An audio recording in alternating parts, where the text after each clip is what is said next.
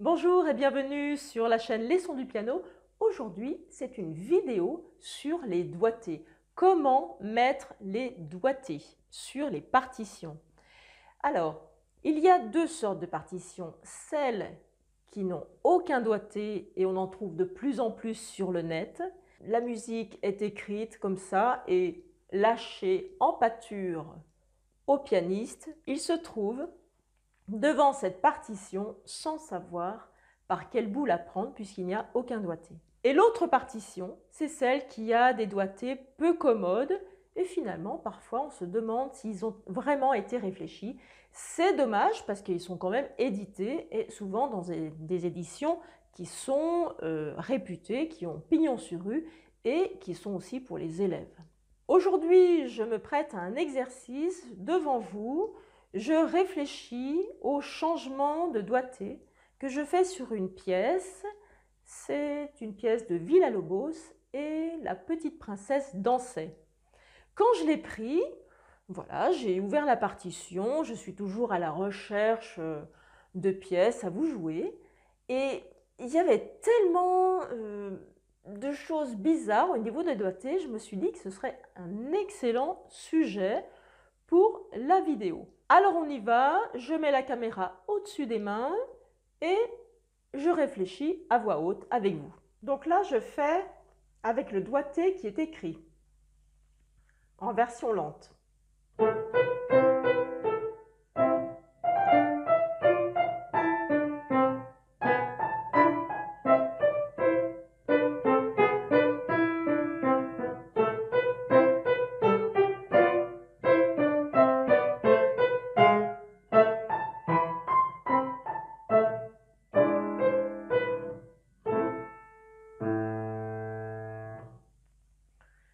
On voit que sur la mesure, par exemple sur la mesure 6, on peut faire vraiment autre chose. Il y a pas mal de notes aux deux mains. D'ailleurs, c'est le seul endroit avec ici où il y a des croches aux deux mains. Si j'avais à jouer, eh bien, je ne prendrais pas du tout ce doigté. Celui qui est écrit, c'est ça. Alors, on commence par les deux. C'est quelque chose de très symétrique. Donc, au départ, on peut se dire c'est bien. Mais on a quand même un passage de pouce. Et ensuite, un endroit où on a une sorte de note finalement un peu plus forte qui est une noire, qui est l'aboutissement de cette descente. On a cette noire avec un quatrième. Moi, je ne pense pas que ce soit judicieux. Et je m'affranchirai largement de ce doigté, je ne le ferai pas. Je ferai plutôt quelque chose de beaucoup plus simple. Par exemple, toute la descente dans une position de 5 doigts.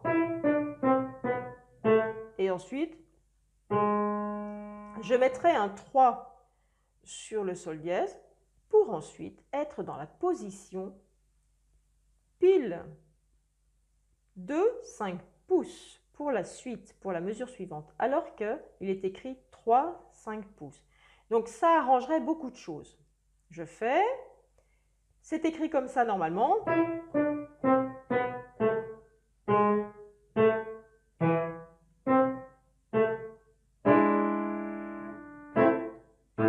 Et je ferai.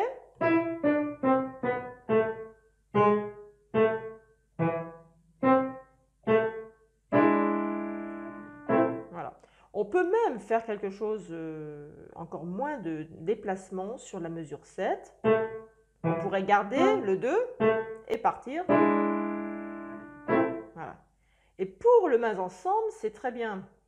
Un doigté, il peut être très bien, effectivement, pour la main gauche, comme ça, mais mettons mains ensemble et voyons si ça va, si ça se passe bien.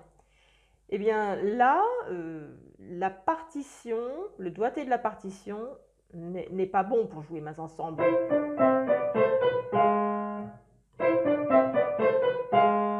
C'est beaucoup plus simple. Alors un doigté n'est pas forcément fait pour être simple. très souvent, il est là pour donner un son, pour donner un appui particulier. Mais s'il y a une note un petit peu plus longue, qui doit être plus forte, ben, utilisons un doigt fort. En l'occurrence, ce ne sera pas le quatrième, ce sera plutôt un 3. Et je parle toujours de la mesure 6. Je suis sur la mesure 6 et 7. Il y a beaucoup de choses à dire pour ce doigté.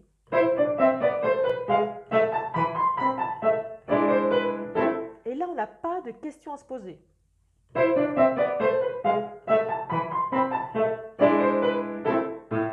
Un autre exemple de doigté que je changerais volontiers, mesure 13 et 14.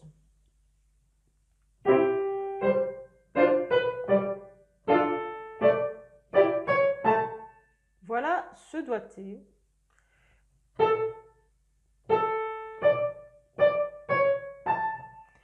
Tant qu'à faire, pourquoi ne changer que pour aller au 3? Je me mettrai en position plus ergonomique.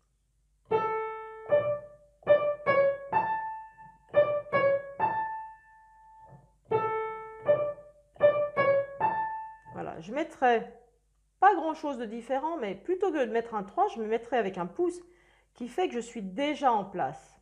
Alors, je ferai travailler les élèves comme ça. Vous voyez, en accord, même si ça ne sonne pas très harmonique, on voit que ça passe très bien. Sur la mesure 15, encore quelque chose d'assez compliqué. Alors j'ai pris cette pièce justement parce qu'elle avait, je trouve, pas mal d'incohérences et on peut faciliter ce doigté. Alors par exemple, on a deux passages pour la main droite, mesure 15, un passage avec pouce-pouce et encore la même chose ici. C'est assez bizarre et finalement, c'est ce que j'appelle un peu casse-gueule. Désolée pour ce vocabulaire, mais c'est vraiment ça. Alors que faire? Je joue avec le doigté qui est donné.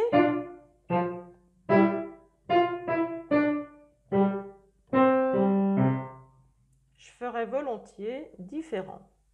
Il faut que j'aboutisse sur le Ré de la mesure 16 avec un pouce.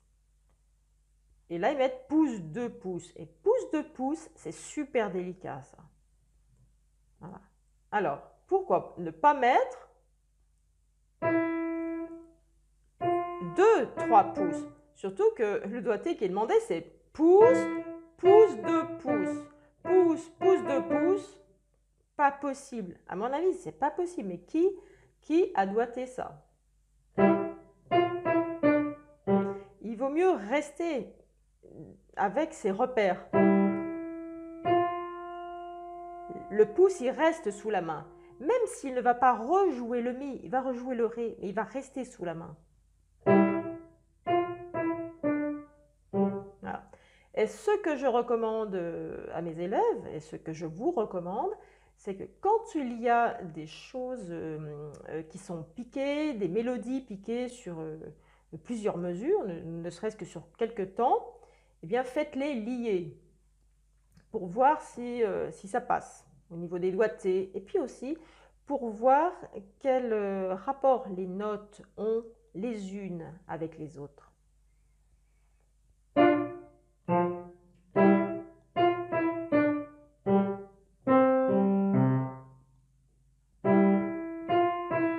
Voilà.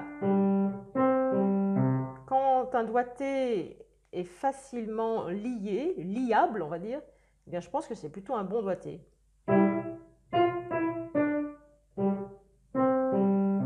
Alors maintenant, je n'ai pas essayé avec la main droite, parce que la main droite, elle a aussi un problème. Dans la mesure 15.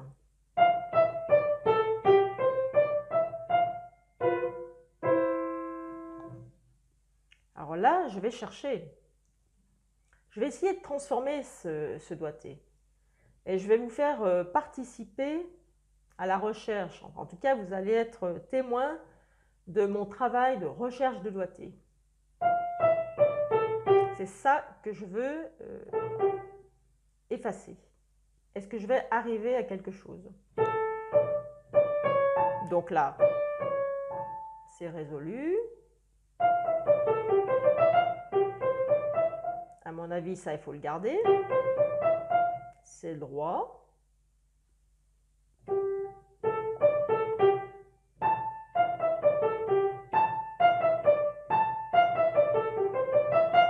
Peut-être que je vais mettre, plutôt que de mettre 5, 4, 3, 2 pouces, pouces, je vais mettre 5, 3, 2 pouces, 2 pouces, 2, 3, 4, 5.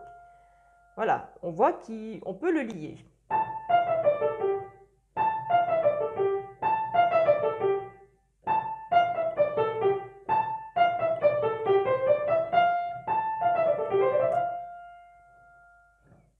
Un bon truc, c'est de le faire aussi rapide, hein, comme je viens de le faire. Alors là, ça semble complètement anti-ergonomique, mais on sait que on est dans le staccato.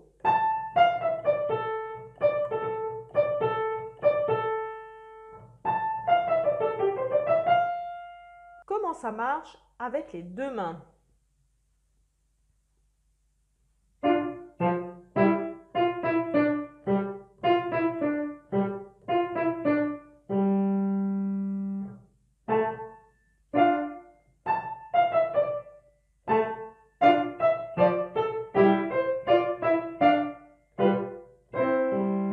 Voilà, là je vois que je l'ai réussi tout de suite sans vraiment être trop concentrée. Donc je vois que ça passe finalement bien. Alors que si j'avais mis le doigté qui est écrit sur la partition dans l'édition originale, là j'aurais dû être beaucoup plus concentrée. Je vois que c'est bien passé. Alors je vais réessayer.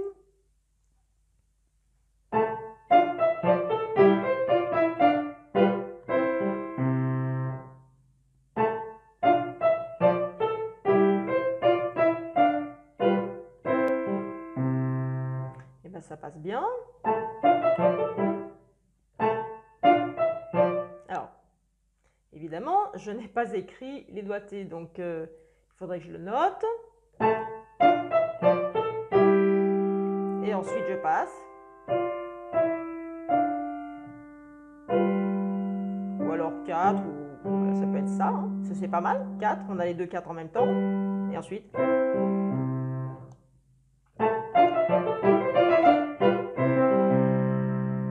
Ça marche pas mal. Je pense que c'est ce doigté que je vais garder.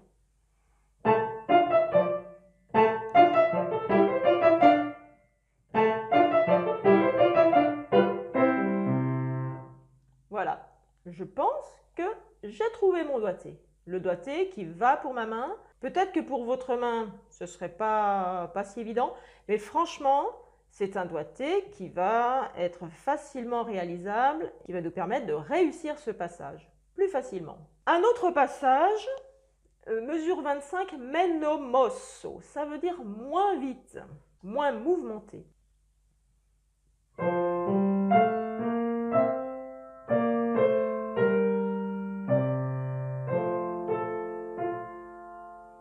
Là, je viens de vous jouer le doigté qui est écrit. C'est-à-dire que, c'est surtout pour la main droite, on propose un 2, comme si l'élève n'était pas capable de passer un 3. Voilà. Parce qu'il propose un 2, ensuite un 4, et puis ensuite de faire cet écart-là. Après, il faut peser le pour et le contre. Est-ce que c'est plus difficile de faire ça ou ça? Moi, j'opte plutôt pour passer le 3 et ensuite je suis tranquille.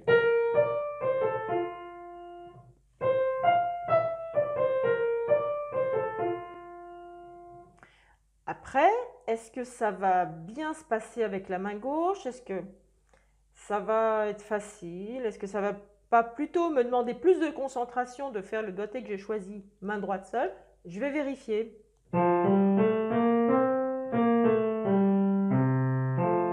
Voilà, là, aucune ambiguïté, le doigté me convient pour la main gauche. Alors, je vais d'abord faire le doigté qui est noté haut de main, mes mains ensemble.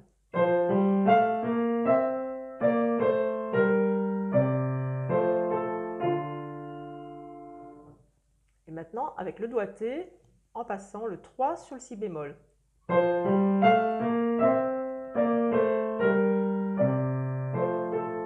Bah, c'est encore plus facile. Parce que là, on a un 3 sur la main gauche. Et le 3 passe bien, on le sent bien. Il y a 2 pouces 3, 2, 3 pouces. Vous voyez, il y a un ensemble, ça passe bien au niveau des mains ensemble. Vous voyez, quand il y a un mouvement écrit comme ça, eh bien, faites-le dans l'autre sens pour voir si ce doigté est vraiment bien.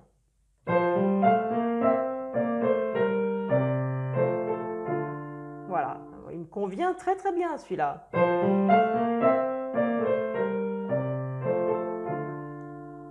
Super. Donc on revient sur la fin avec la même mélodie qu'au tout début. Alors, avec ce fameux mordant qu'on va utiliser avec pouce 4-3 et non 2-4-3 qui est trop difficile à réussir.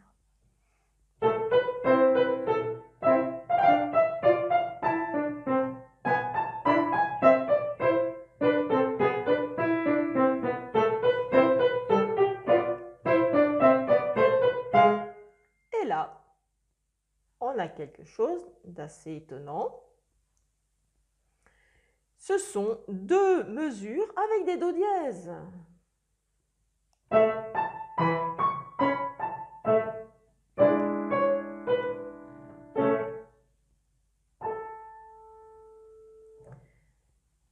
Et là, les doigtés sont vraiment difficiles. Je reviens sur la mesure 38. Ça, c'est le doigté que j'avais utilisé tout à l'heure. Je le garde, puisque c'est la même chose. Et là, il propose 3, 5, 2, 4. Pourquoi? Alors, ça aussi, c'est difficile. Je suis là, donc 3, 5. Je sais, c'est piqué, mais c'est quand même 3, 5. Et ça, c'est pas évident. Après, encore un autre écart. Pour ensuite partir complètement, eh bien moi, qu'est-ce que je vais faire? Je reviens sur la mesure 38. Je suis avec mon 3 que j'ai choisi au lieu du 4 et je vais rester là. Exceptionnellement, eh bien, je vais utiliser un pouce sur le do dièse et pourquoi pas? Voilà. Et je vais rester là, je vais rester dans cette position qui est ma foi assez ergonomique et ensuite, de toute façon, je dois bouger. Ce n'est pas la peine de bouger par petits sauts, il vaut mieux rester dans une position et ensuite, hop, je change complètement. Et ensuite. Et en plus, je suis dans un ralenti, donc j'ai toutes les chances de réussir cet accord final. Alors maintenant, il s'agit d'essayer mains ensemble.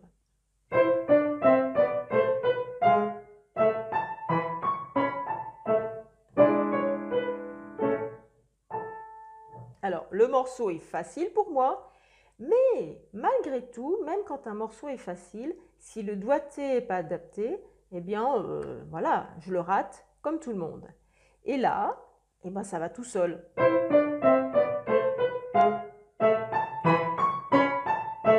Et vous voyez qu'en plus, c'est un forté, donc. Alors que là, le doigté, c'était 3, 5, 2, 4. Vous voyez un petit peu, un peu. Et là, moi, je propose 2, 5 pouces. Voilà. Hein, c'est vraiment le doigté de la sixte carte naturelle. Je recommence.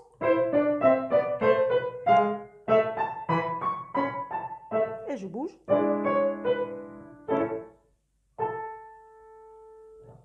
J'espère que le contenu de cette vidéo vous a plu. C'est vraiment un exercice utile et quelque chose qui pose problème à beaucoup d'apprentis pianistes. Je dirais à tous. Très souvent, on attend que le professeur mette les doigtés. Alors oui, c'est bien, mais à partir d'un certain temps, je dirais au bout de la 3e ou 4e année de piano, si on a des doigtés qui ne sont pas vraiment pratiques, eh bien, il faut essayer de les changer. Ce n'est pas parce qu'ils sont écrits, édités, qu'ils sont immuables. Ce n'est pas du tout gravé dans la pierre. De plus, les morphologies sont différentes et puis parfois, il faut essayer de trouver des doigtés, par exemple, en symétrie, ça peut aider. Il faut parfois aussi effacer des passages de pouce qui ne sont pas commodes, oser utiliser les 5 par exemple. Parfois, on a l'impression que les éditeurs ou les doigteurs sous-estiment la capacité de jouer des élèves. Une réflexion aussi sur le doigté au piano. On peut se dire, on joue la note, peu importe le doigt, la note est jouée. Alors, ce n'est pas du tout ça. Un doigt, il est choisi par exemple pour le son qu'il peut donner.